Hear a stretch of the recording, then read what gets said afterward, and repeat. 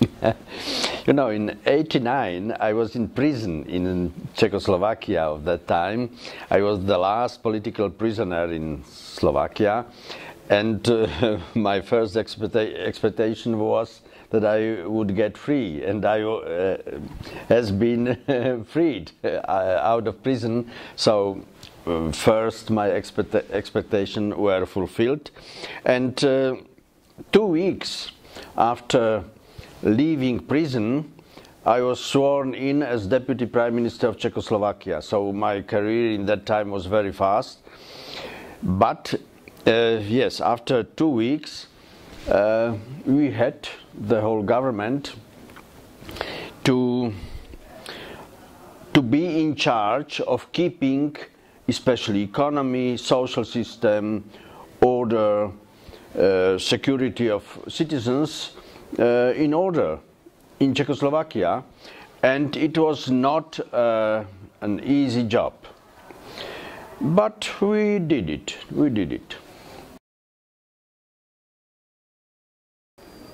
In the still Czechoslovak government, immediately after the changes, I was in charge of implementing the laws on human rights, citizens' freedoms, and I did it, and it was not very difficult, because you know the law on freedom of associations, freedom of assemblies, freedom of speech, creating political parties, and new system of elections.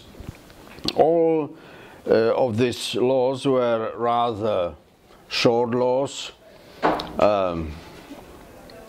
easy to write such laws, and that's why it was not a very big problem. Later, yes, I would jump over almost 20 years. When I was Minister of Justice of Slovakia, 1998 till 2002, I was in charge again of implementing rules of European Union into Slovak legal order, because Slovakia was joining EU in 2004, and the legal order had to be prepared for it.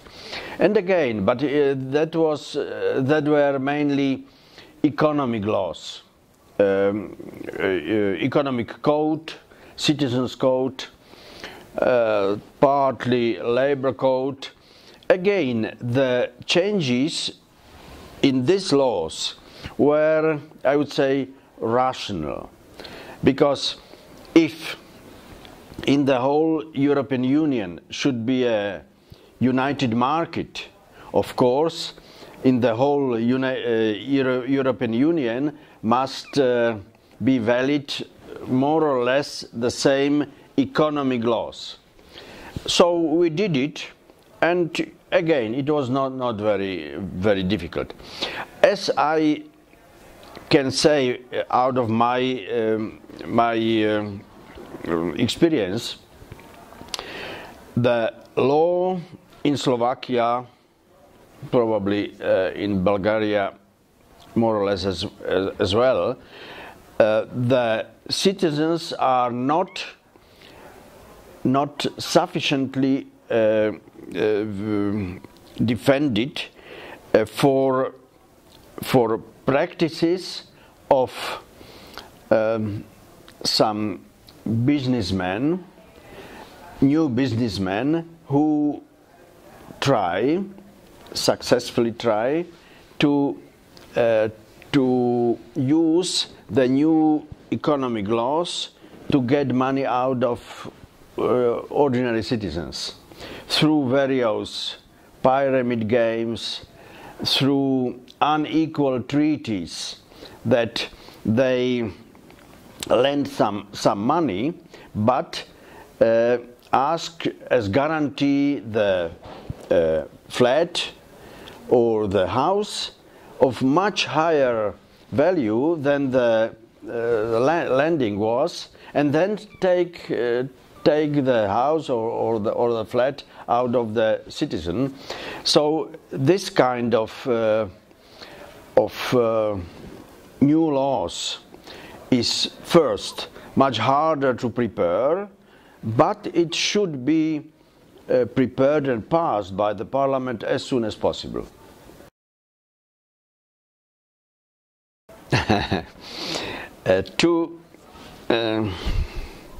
Not to be very populistic, because it is easy to promise to the public, yes, we will be in 5 years on the level of Germany or Switzerland, but to reach it is practically not possible. Second, to be courageous enough vis-à-vis of European Union leaders to keep the values of my own country, because when the countries like Slovakia or like Bulgaria or other countries, when they are joining EU, this country bring and should bring and defend their own values, and because their own values are value for European Union as well.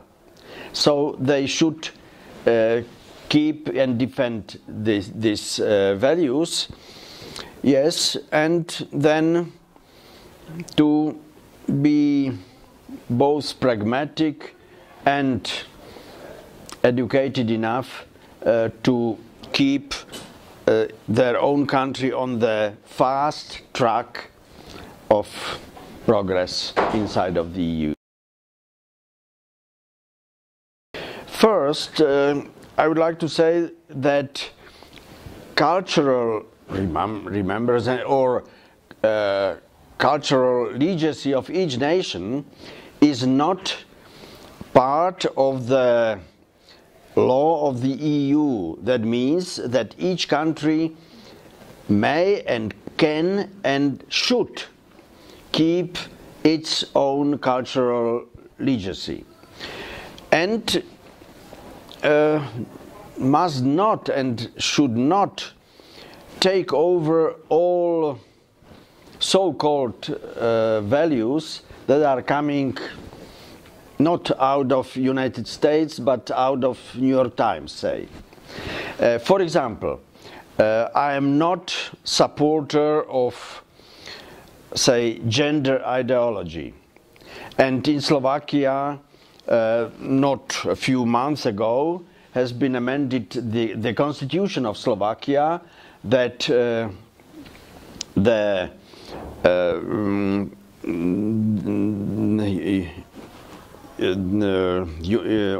wedding of men and women is the only form of this say unification of men and marriage. Yes, of marriage.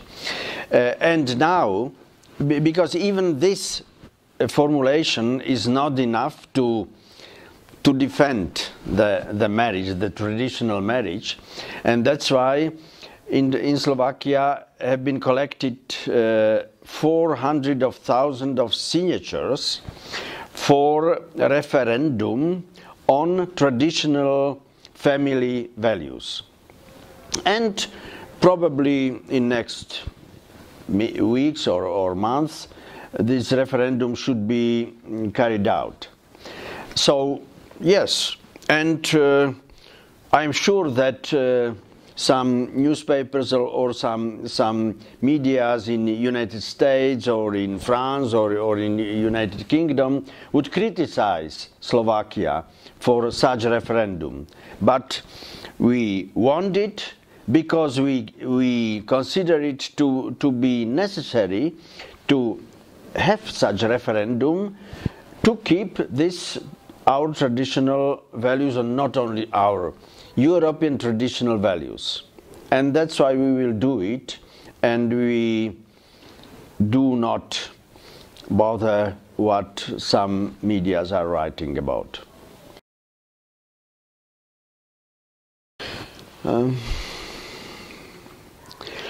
In comparison to other deep historical changes, either in Bulgaria, in Slovakia, in other countries, in Europe or even in other parts of the world, this transition that our countries are going through is a successful one.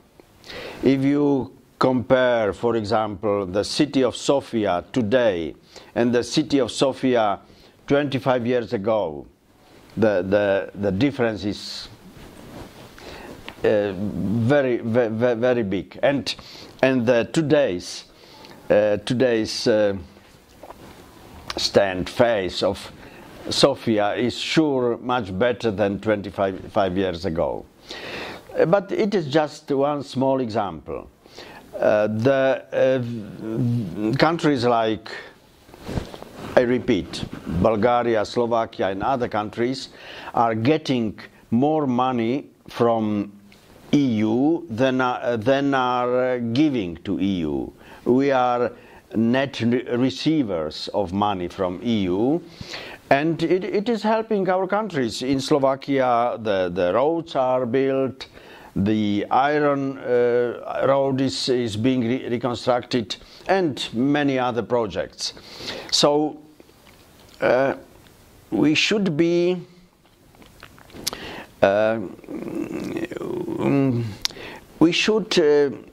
satisfied with the speed in which the changes are going on, in which we are doing the changes, and yes, ask ourselves, how could we do these changes faster?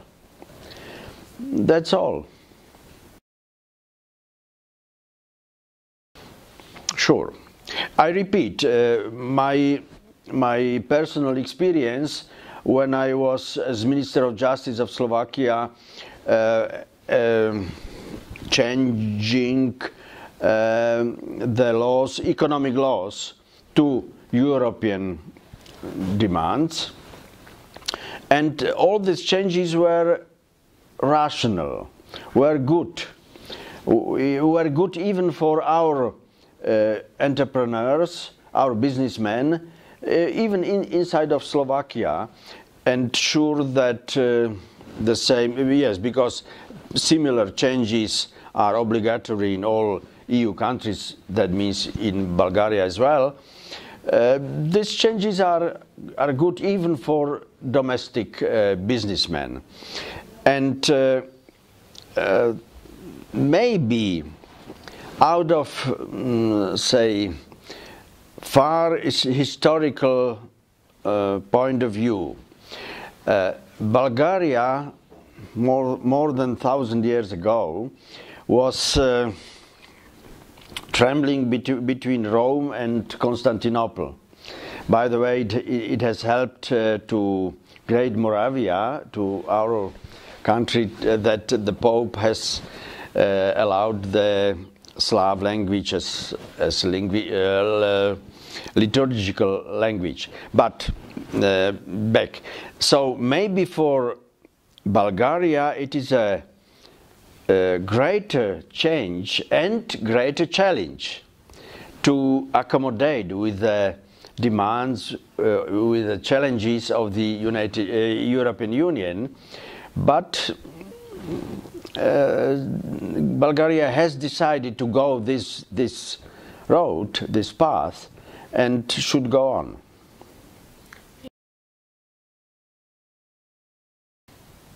You mean archives of the former Secret Service? Formerly, yes. Yes. Again, I have some personal experiences. Because first in Czechoslovakia, then in Slovakia again, has passed the law on practically publication of these archives.